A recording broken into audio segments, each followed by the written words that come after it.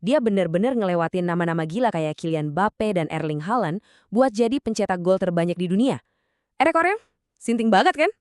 Nah, hari ini kita bakal ngebongkar habis soal langkah raksasa Arsenal narik striker fenomenal ini ke London, Victor Gyökeres. Pertanyaannya, dengan rekor segila itu, apa dia benar-benar kepingan puzzle terakhir yang selama ini dicari-cari buat nyempurnain skuad Arsenal? Yuk, langsung kita bedah bareng-bareng. Oke, kita langsung masuk ke bagian pertama nih. Mesin gol 1,4 triliun.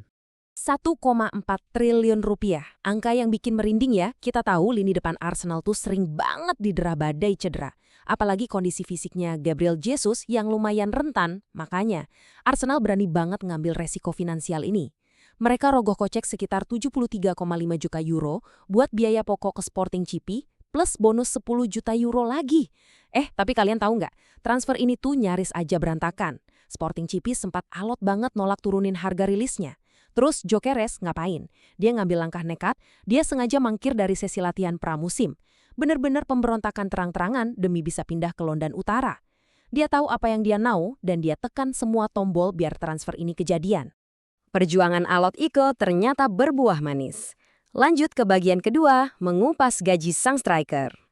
Jadi, sekarang di Arsenal, Gyökeres tuh kabarnya ngantongin gaji fantastis sekitar 2,8 miliar rupiah atau 130.000 pounds per minggunya.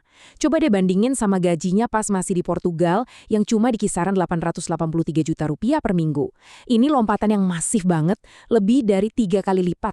Dan pastinya gaji segede ini secara langsung nyerminin betapa raksasanya ekspektasi yang sekarang ditaruh penuh di atas pundaknya.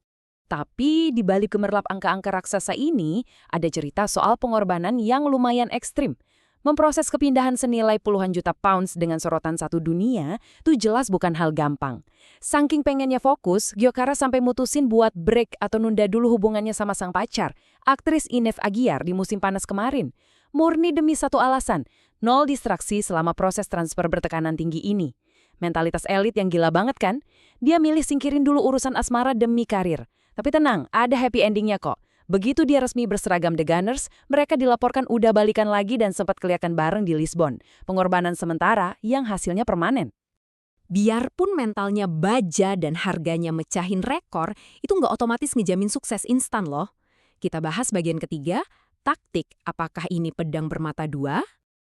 Awal kedatangannya tuh diwarnai banyak banget keraguan. Mari kita bedah benturan taktiknya. Di Sporting CP, Gyökeres tuh dimanjain banget sama taktik serangan balik cepat. Banyak ruang kosong melompong buat dia lari dan ngejar bola terobosan. Terus, pas masuk Arsenal, boom, sistemnya beda sama sekali. Pasukan Mikel Arteta kan dominan banget penguasaan bolanya, main oper-operan di ruang yang super sempit, dan lawan tuh paling sering markir bus pakai pertahanan rendah kalau lawan Arsenal. Legenda sepak bola Gary Lineker aja sempat ngeritik tajam loh. Dia nilai Gyökeres bakal kesusahan di Inggris karena dia tipe striker yang nunggu bola di ruang kosong, bukan yang proaktif ngebongkar pertahanan rapat. Yah, keraguan taktis yang masuk akal banget sih waktu itu. Tapi striker Swedia kita ini rupanya punya rencana lain. Masuk ke bagian 4, membungkam keraguan di Emirates. Coba perhatiin data di bar ketiga ini. Fakta di lapangan ternyata jauh lebih berisik daripada keraguan di atas kertas.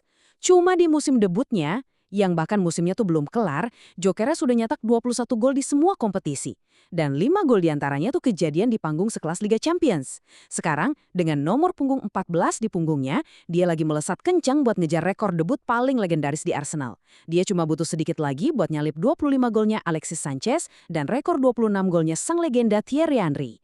Keraguan soal ruang sempit dan pertahanan parkir bus bener-bener lenyap ditelan ketajamannya. Dan coba dengerin apa kata dia persis setelah penampilan gilanya lawan Fulham kemarin, di mana dia borong 2 gol dan 1 assist buat kemenangan telak 3-0. Dia bilang, pada tahap ini kita harus menyapu bersih pertandingan tersisa, kita bisa bermain solid dan mengamankan 3 poin. Ini bukan sekedar omongan basa-basi sehabis tanding guys. Ini tuh cerminan murni dari kepercayaan diri absolut, mentalitas sang pemenang sejati yang pelan-pelan lagi nular ke seluruh ruang ganti Arsenal. Performa on fire dan mentalitas inilah yang bawa kita ke bagian puncak, menjaga asa juara Arsenal. Poin krusialnya ada di angka masif ini, 6 poin bersih.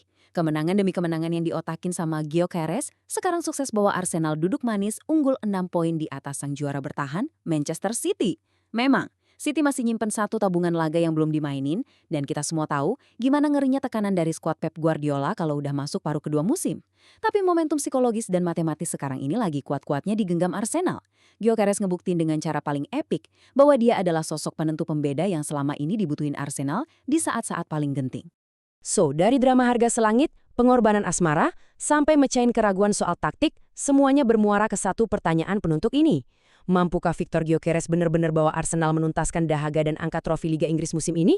Menurut kalian, apa investasi 1,4 triliun ini bakal lunas kebayar dengan gelar juara yang udah ditungguin lebih dari 2 dekada? Coba dong, share pendapat dan analisis kalian di kolom komentar. Makasih banyak udah nonton pembahasan kita kali ini, dan sampai ketemu lagi di obrolan seru berikutnya.